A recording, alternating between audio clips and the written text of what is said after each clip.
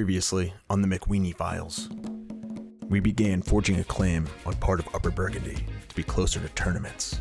While the claim was being forged by our one-eyed bishop, Joe Parkin, Mingus set off for a tournament consisting of Yahtzee and archery. After a strong showing, Mingus began to waver in the final shot. Luckily, the all-knowing, all-powerful Joe Parkin and his eye patch guided the shot, ultimately bringing Mingus victory and glory. His victory also inspired a wave of MacWeenie poetry and nice comments from all of you, especially this intriguing one. Some guy in a tree, you've inspired us all to get MacWeenie tattoos on our necks. Thank you, guy on tree. Did I mention how cool Joe Parkin is? God, all I want to do is just talk about Joe Parkin. Can we just talk about Joe Parkin for a second over here? Excuse me, that was unbecoming. Anyways, let's get back to the weenie. But no, he's not a weenie, because he's got 35 prowess now. He's the 6th best fighter in the world. And what's this champion acclaimed fighter gonna do now? He's gonna take a relaxing boat ride. Whoa, did you just see that? He turned into a boat. There's gotta be some Joe Parkin eye patch magic going on here. What a lovely boat ride. And oh, excellent work, Joe Parkin. See it done. Oh, and our sadistic daughter learned a language. That's also good. So let's just assume that leisurely boat ride turns out all right. Let's take a look at where we're going to war at. Not even gonna touch that pronunciation, but we're going to war with, Duke Guillaume. Yeah, I'm satisfied with that pronunciation. But what I'm not satisfied with is the fact that we don't have any alliances. We have no friends. But you know what? We're gonna make some friends because we've got great kids. Great kids like Minga, the sadistic daughter. How about a little marriage to the Prince of France? Done. What about Sholto, our beautiful son with a club foot? Marriage. Done. What about Torkel, his twin brother? Whoa, wait a second. Our son has a helmet for a hair. I mean, like, it's a legit haircut, but don't go with that. I mean, come on, Torkel, we're trying to make friends here, not enemies. Excuse me, son, I didn't mean to laugh. You can also have some marriage. But you just might want to change that hair because it's terrible and she'll hate it. Ooh, now that that's off our chest, and that we've collected alliances like Pokemon cards, we can go ahead and... No, not arranged marriage. We just did that. Yeah, that's right, war. We want the war.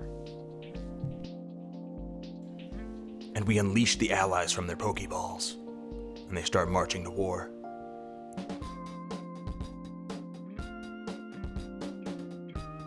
Which, that's kind of... Get out of here, we don't care about factions.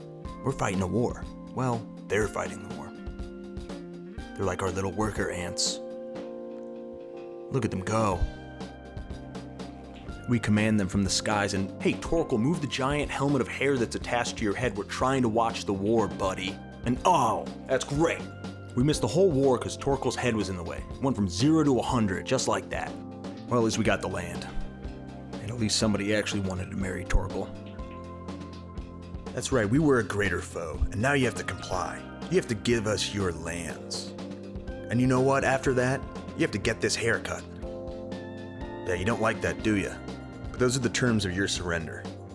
And so after that epic battle that was totally worth the wait, Mingus, being the compassionate, caring person he is, decided to go ahead and change the name to help the narrator out, rechristening the castle Chateau MacWeenie. Because it's French, and I do accents. But not all was McNice at home. War had broken out. Factional disputes arose, ones that I totally cared about at the time and knew it was coming. And now, a second war on top of our civil wars broken out, and the enemies are coming to the MacWeenie ancestral lands. And we gotta get them out. So let's raise our armies and actually fight this time. Because we're not cowards. I am, but MacWeenie's not. And he says, come on. So right now we're in between two armies. We can't allow them to meet up. So we have to go face the smaller army. And bam, that's a beatdown. Now we move north to rescue Dunbar. And And even though we're outnumbered by almost 40%, we know something the enemy doesn't. We know how to hold our weapons. So let's give you the battle you deserve, because I didn't give it to you earlier, and I let those allies fight the war. And here it is, it's begun. The numbers are against us. We caused some casualties, but still, they have the numbers. The numbers dwindle down. Mingus begins to give his men the signal. All right, men, hold. Hold. Hold. All right, now hold it the right way. An attack from the trees. The enemy never knew what hit them, just like that guy last episode. The numbers start turning in Mingus's favor as the narrator again apologizes for such a bad war before. It's still close, but with Mingus and his men holding their maces the right way, there's no way they could lose. They start demolishing the enemy. Before they knew it, there was only one man left. But where was he? I found him. But he won't go down. Oh, Mingus is using the MacWeenie Strafe, a legendary skill so complicated it took over 20 MacWeenie generations to perfect. And look, it worked!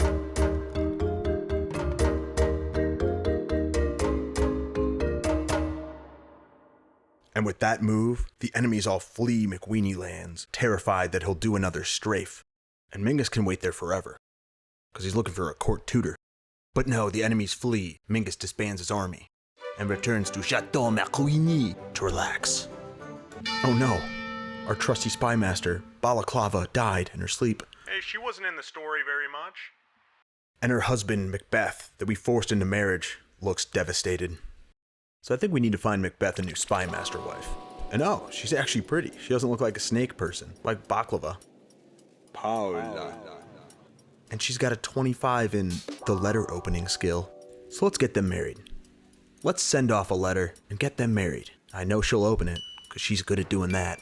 Ah, and our son and heir Demetrius is grown up. So we'll give him a little growing up present.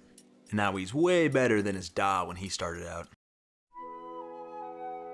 And so Mingus takes a leisurely horse ride around Chateau MacWeenie with a new horse he named Clyde. And then all of a sudden there's a sudden shock. The horse rears up. Easy there, boy, easy. The horse is trying to throw Mingus. Mingus tries to calm it down. Clyde, stop it. And it's worked. He's calmed the horse. But Mingus felt something there. He felt a connection with Clyde and decided to take Clyde as his personal horse, his war horse, thus turning ordinary Clyde into Super Clyde. And with Super Clyde, his prowess has risen to 36, making Mingus the 4th best fighter in the world. But we're not done. We're finally gonna make him the marshal. And with that, he's the 2nd best. We're on the cusp. On the cusp. So who's number 1? It's this guy. And he's a gardener. That's cool. I know what Mingus needs. All the MacWeenies have had distinguishing features. Angus's sweet stash, Mama's butt chin and jaw. Magnus has everything about him. Yeah, it's time for Mingus to get his own. There we go, perfect. No wait, that's the exact same as before. There we go, that's the look. No one's ever had this stash in his family before. And with that stash, he's now become head of the Scots. The stash is paying dividends. And whoa, it's sniffing out some more dividends. It's sniffing Paolo's scent. Mingus, you have a wife. You can't be thinking about this. So stop thinking about it. Oh, Mingus, what are you doing? You're firing your arrow of love. Mingus. Why, Mingus? Journey to MacWeenie. And Mingus just doesn't care. He does what he wants now, apparently. Oh, and you see that? Your sons from your wife, they've grown up. And he still doesn't care. Well, and the worst thing to ever happen to me, personally or professionally, has just happened to all of us. Our beloved Joe Parkin is no more. Feels like it was just last episode that he was guiding that arrow to strike true, to win us the tournament. How quickly things change.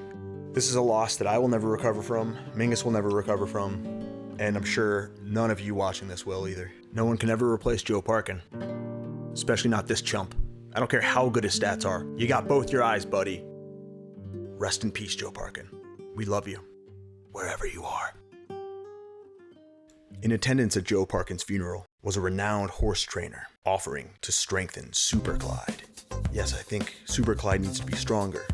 And now that Super Clyde's stronger, he's become Super Clyde Max. Look what we have here. An old tournament. We're gonna win this for Joe Parkin. It's right next door. It's just a quick little walk away and... Mingus, it is I, Paula. I need to speak with you. Alright, that's gotta be the last accent I ever do, right? Look at that belly. Oh my god, a swollen belly. I never thought it would come to this. Yeah, you never thought it would come to this, Mingus? Really? Frickin' Conan O'Brien with a mustache. Whatever. On the way to the tournament. And we'll hit up the artisan. Work your magic, artisan. Magic worked. But we want more. We want more. We want more magic.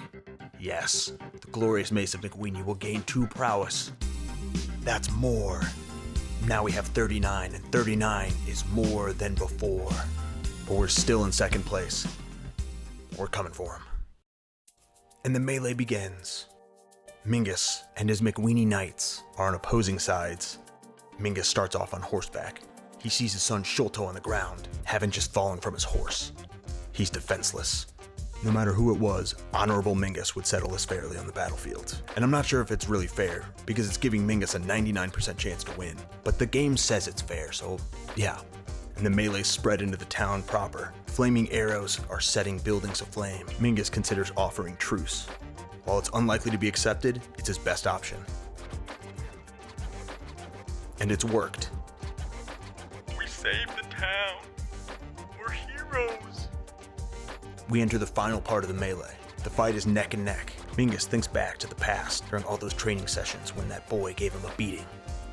It motivates him to give one more push. Another failure.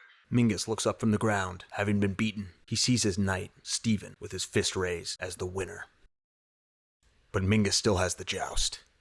So he heads back to his magical artisan to make things deadlier and sharpier and overall more confusing. And just as Mingus is inspecting the sharp, deadly, confusing blade, that's when he hears it. That's right, viewers, you know what you just heard. It's the unmistakable sound of a Scottish Italian baby. Paolo had the baby, and she named it Odd One. Maybe Mingus named it Odd One, like, that's not my baby, that's an odd one. But without doubt, it's definitely Mingus's. Now Mingus enters the joust with a weight on his mind. A weight the amount of one Scottish Italian baby. Also in this tournament are Sholto and Torkel, Mingus's sons and knights. So the joust begins. Mingus rides against his son Sholto. And just as they mount their horses, Sholto falls off his, kind of like he did in the melee apparently. This guy just can't stop falling off of horses. But still, his wounds stress out Mingus. Mingus goes to fetch the physician. To his relief, Sholto, I guess he's still wounded, but he didn't die or anything. Being stressed out and having time while the physician tended to Sholto, Mingus began to journal. But still, he fights. They mount their horses, they charge. Mingus goes for his head. There's a crash. Mingus is victorious. Sholto is defeated, and his horse looks pissed. And into the semi-finals we go. Let's see who our opponent is. No, it can't be. It is. It's our own blood, our son and knight, Torkel Helmet Hair. You already beat one son, Mingus, you can do this. Torkel starts his charge. But wait, something's wrong with Mingus. Torkel continues his charge. That's when Mingus sees it, holds out his hand. The mighty log. Torkel's lance is the size of a tree trunk. He can barely even hold it. He's cheating. Why, Torkel? Why? Why cheat? All we ever did was love you. You should have never laughed at me, Erican. Yeah? That overgrown sapling won't save you from Mingus. We've overcome the disadvantage. Next tilt. Mingus takes off full sprint on Super Clyde Max. Torkel and both of his helmets charge right back. Maybe if I hit them in the helmet hair. Haha, good job, Super Clyde Max. We showed that cheat of a son of ours. He can't even show his face. He's so embarrassed. And so Mingus goes to the final to face Vernhard, a combatant Mingus knows all too well, as Vernhard used to beat Mingus to a pulp when they would train as children. And even to this day, Vernhard refuses to look Mingus in the eye. I think it's time Mingus teaches him some respect.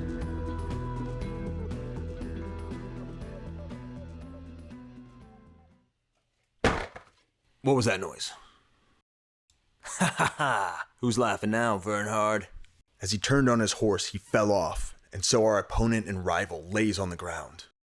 What do we choose? Does Mingus take the honorable route? Or does his past history with Vernhard justify an unnoble deed? Mingus. God, is that you? No, it is not God. Well, kind of, I guess. It is I, Joe Parkin. You must do the right thing, Mingus. Do not be like your enemy, Mingus. Do not become like him. You must do what Mingus knows is true in his heart, which was also true in the heart of your ancestors. Do as they would do, and you will be at peace. Joe Parkin, I miss you so freaking much. Mingus hoists Vernhard to his feet. They mount their horses and prepare to face each other one last time. Vernhard digs his heels into his horse and charges. Mingus follows suit. The wind whistles by Mingus's ears as he barrels towards his opponent. Their horses grow nearer. Images of Mingus's past flash before his eyes. The moment's nearly arrived. The tilt he's been waiting for his entire life. And then all at once, the noises seem to fade, and time seems to stand still. Remember, Mingus, follow your heart and hit him in his stupid head. As time and sound return to Mingus, he's greeted by the cracking of a lance and the eruption of applause from the crowd. He's done it! His tilt struck home, and Vernhard's wounds speak to Mingus's valor. Victory. Which is really good, because if he had lost that after we got tattoos on our necks, well, me, Elvis, and James Bond would be in a tough spot. But Mingus won, and instead of getting these tattoos scrubbed from our tiny weenie necks, I think they're just gonna catch on even more. And you know what? You might just be some guy on a tree, but you've got some pretty good ideas. And for that, you're a hero too. So I hope the tree's comfortable, because you deserve it. Anyways, I gotta let that tattoo thing go. We've got more important things to talk about, like being a champion jouster. Also the fact that we just got some pretty good armor. So we've reached the conclusio of another tournament. Let's check out where we're at.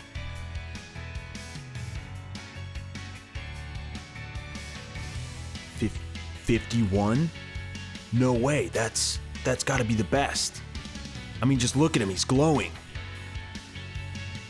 And look at that. He's done it. He's the strongest in the world.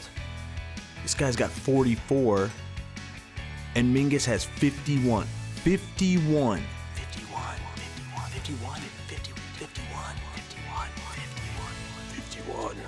Oh wait, oh no.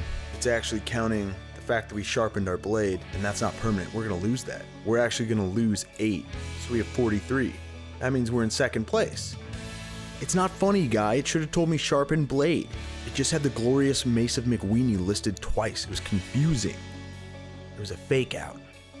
That also means that there's going to be another episode. Well, bye.